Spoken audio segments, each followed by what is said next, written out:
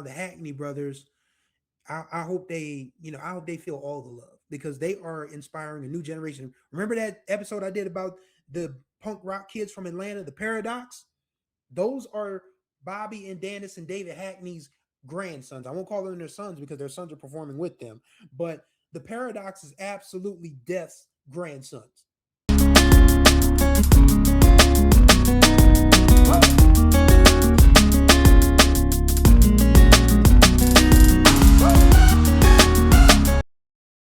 What's going on, everybody? Welcome to day number 23 of the Black Music Month 30 series here on the Groove Line with your boy Chris Stevens. Of course, this is the second part of our Rock Week where we're talking about Black rock pioneers. Earlier, we talked about Sister Rosetta Tharpe. Yesterday, we talked about Tina Bell, the godmother of grunge. And today, we are talking about three brothers from Detroit, Michigan, who legally can say that they were one of the punk pioneers of punk rock and roll. Talking about the Hackney brothers, the late David Hackney, Bobby, and Dannis, better known as Death. And their story is just unlike anything you can imagine coming down the pike in the last 20, 25 years. Because the way the story goes, it's important to note these brothers, the Hackney brothers, were born and raised in Detroit, Michigan as Jehovah Witnesses.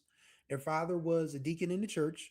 Their mother kept the peace at home. They had an older brother named Earl who was hilarious on the a band called Death documentary. If you have not seen that documentary yet, please go check it out. And the mom, she got in a car accident and got lawsuit money from that. And she was like, okay, y'all pick out whatever. I mean, we know y'all love music, so pick whatever instruments you want. David picked the guitar, um, Bobby picked the bass, and Dennis picked the drums. And they played a hybrid style of rock. In fact, their first name was called the Rock Funk Fire Express, which is actually a pretty good name for a band. I'm surprised nobody's tried to rip that off of them in recent years. But yeah, they first called themselves the Rock Funk Fire Express. But a tragedy happened. The father, he died in an accident. A car, I mean, the mom wins lawsuit money in a car accident. The dad dies in a car accident. Just how freaky is that? And it was the first time that anybody in that family had dealt with death up close and personal like that. And it apparently changed David Hackney's entire, forget musical approach, his entire life approach. So after the funeral, he's doing some brainstorming. He calls Dannis and Bobby up to their room, which they have now turned into an absolute war zone of a rehearsal space. He says, we got a new name.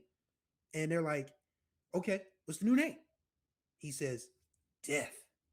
And they all, and Bobby and Dannis looking at him like, is you crazy? What? Ain't nobody's gonna buy that name. Nobody. Not a soul. But David forged ahead. And they signed a Groovesville production company, which was run by Don Davis, who, of course, had ends with Motown. He helped produce Disco Lady for Johnny Taylor. We talked about that earlier on this podcast. And their stuff, I mean, Groovesville let them cut whatever they wanted to cut.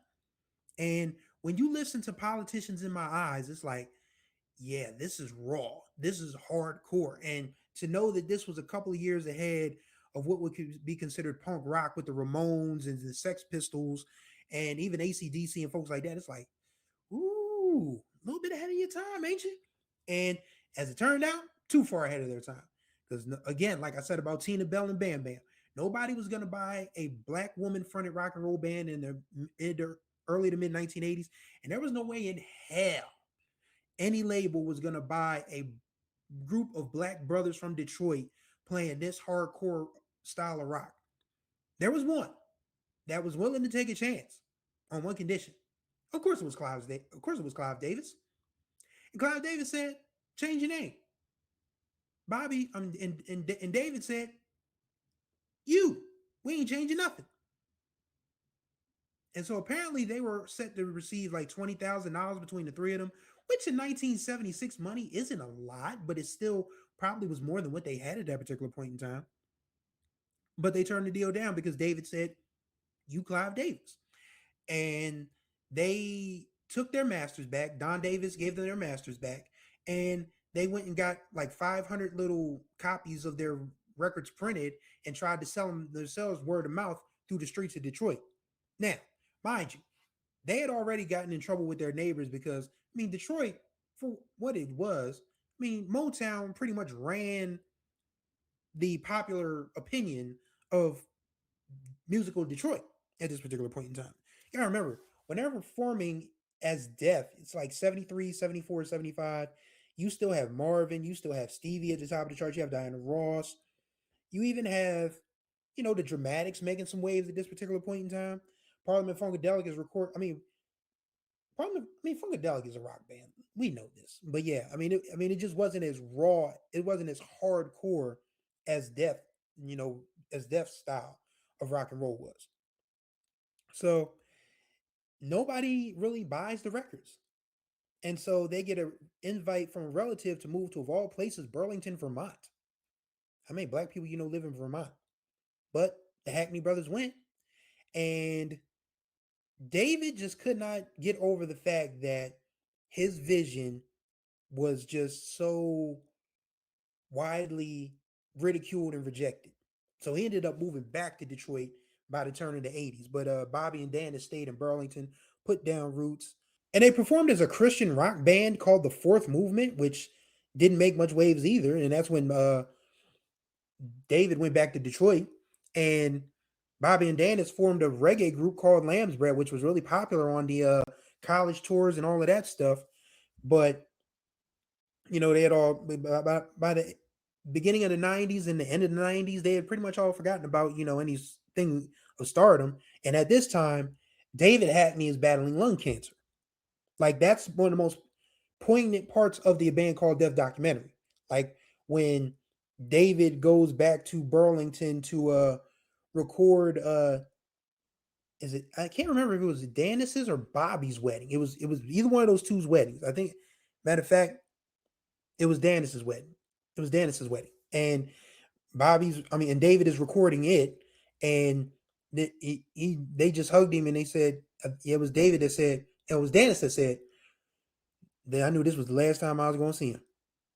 And then Earl Jr. calls them up and says he's going. He's going. He's got lung cancer. And David Hackney died of lung cancer in November of 2000. And so 1/3 of Death, the leader, the visionary, was gone. And so apparently with David Hackney died the story of Death. As the great Lee Corso says, not so fast, my friends. So music trading has been a thing for a while. People dig through crates in record stores across the world. This is nothing new. This is nothing that, isn't done. It's still done in 2026. I need to go on a crate digging mission myself, to be quite honest with you. But there's these collectors who find weird and beaten off the path records. And somehow a copy of Politicians in My Eyes gets into these, not upper crust, but I'll say well-known rock, bloggers and different things of that nature. And the MP3s are loaded of Politicians in My Eyes and Keep on Rocking. And it just takes off. I mean, as the internet did in 2009 at this point, probably close to 2006, 2007-ish. So the Hackneys, the surviving brothers, they both have kids. So one of Dannis's kids is out in San Francisco, and a lady friend of his comes back from a party, says, "Oh, you got to hear this song, Politicians in My Eyes. It's so good. I heard it at a party."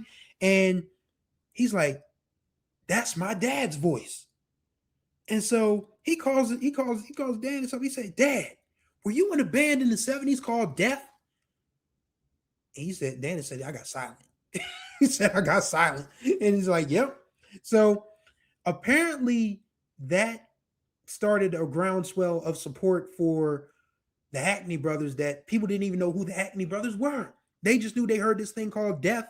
They heard punk rock 2-3 years before punk rock became a thing. So I was like, okay, are they even alive? Can we find them? Let's find Death. Let's find Death. How funny is that? David Hackney wins from beyond the grave. So this label called Drag City, there's got to be more than this. And Bobby and Dannis, we got the master sitting up in our attic. y'all want to check them out.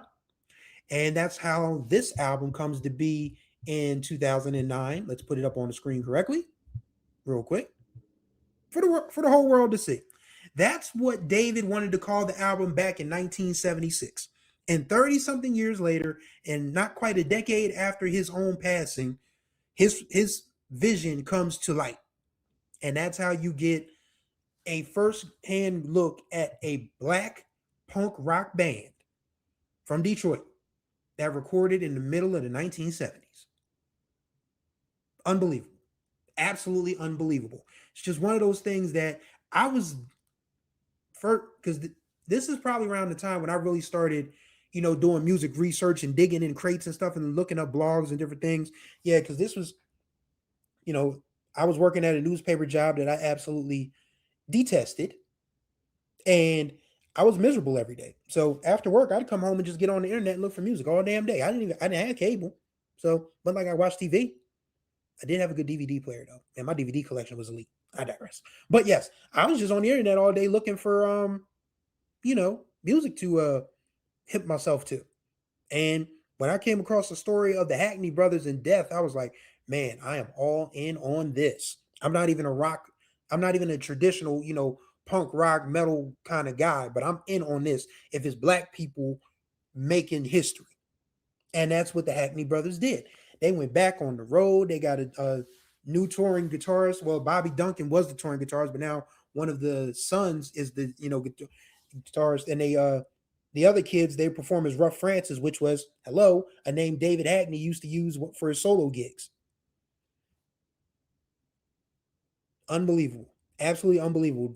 Like I said, David Hackney might be dead 25 years now, going on 26, but he is still winning. His vision years later is for the whole world to see. It's incredible. Like if you've not watched a band called Death documentary, it is so well done.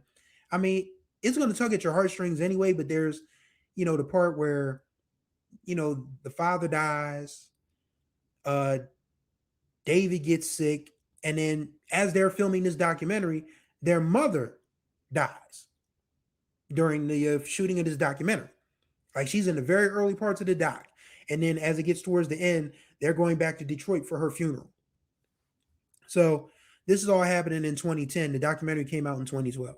So it gives you a really good, I mean, again, it's a wonderful documentary. You can find it on Netflix. I think it's on Hulu too. It's on a couple of different places. Just look for it. It's called A Band Called Death. And it's so funny because there was a metal band from Florida that came out years later called Death. And I'm like, damn, brothers can't catch a break. They were Death first. They were Death first, but they couldn't get the okay, probably because they were three black brothers from Detroit. But they were Death first. But everything, like I said, everything comes to light eventually. And now the Hackney brothers, I hope they, I hope they feel all the love because they are inspiring a new generation. Remember that episode I did about the punk rock kids from Atlanta, the Paradox? Those are Bobby and Dannis and David Hackney's grandsons. I won't call them their sons because their sons are performing with them. But the Paradox is absolutely Death's grandsons.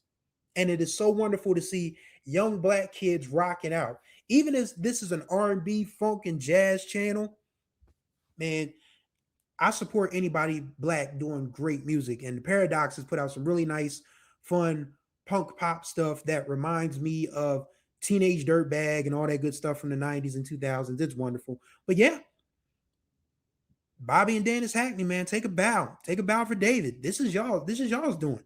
Black people are understanding that we in there too. We in there too with rock and roll. And it is so wonderful. So, man, again, just go check out the documentary. Go listen to the albums. There's the band called Death, and then there's like a different album that came out a couple years later that's basically their rehearsal stuff, but it's still very illuminating. You can find that on Spotify as well. Just look for Death. But don't look for the white band. Look for the black band. I think Bobby and Dannis's pictures are up if you look under the Death Spotify profile. So yeah, incredible story. Just I'm over nearly 20 years later, I'm still transfixed on. I just can't believe that three black brothers from Detroit are punk rock pioneers. That's what black people do, man. That's what we do. And that's the beauty of talking about this during Black Music Month. And it's whew, so much fun.